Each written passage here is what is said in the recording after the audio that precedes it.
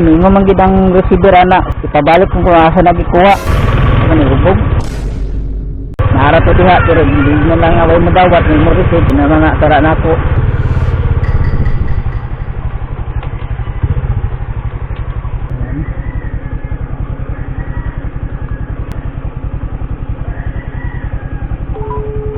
Hello ko ani. Dapat ni sikan sa back and forth ha.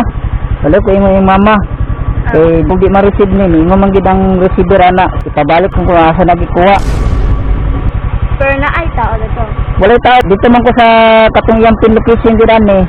Akong gitawagan dugay kay mo tuba gali. Ano sa nga balik lang ito sa kung asa na magikuha. Kay wala na mo receive yan, ang lakaw tanan. Oh, kay back and forth man na siya. Okay ra ni. Thank you kayo ah. Siguro nag-aaway siguro to sila no. Kay dagang kog mga chat kumukuan siya ha, pero kasi na o response. So nag-text ko siya, what we response sa text.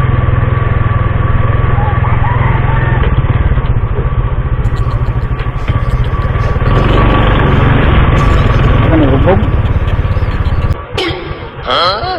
Dagang kog text sa receiver. Hinina man to. So doon na po ato guys, nag-aaway to sila. Hinina man to nagkagayo. Padala.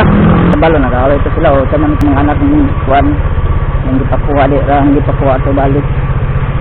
At least man lang yatag siya sa atong panggas kay layo mga ito. Pagkat sa natuan, so mo receive.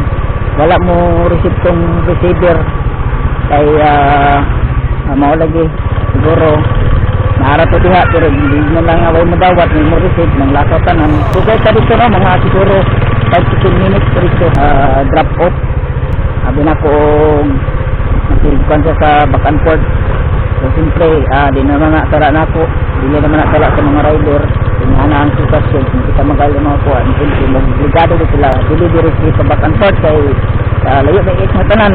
So nandig 11 walang pa so ako lang siyang di tagalan ko niya 100 o ba't nagkasuwa daw at man lang kung kahado no lapit pa tayo layo pa sa tanan so at man lang nabayaran at kung kahado sa Batanford kanila akong mga vlog na sunod so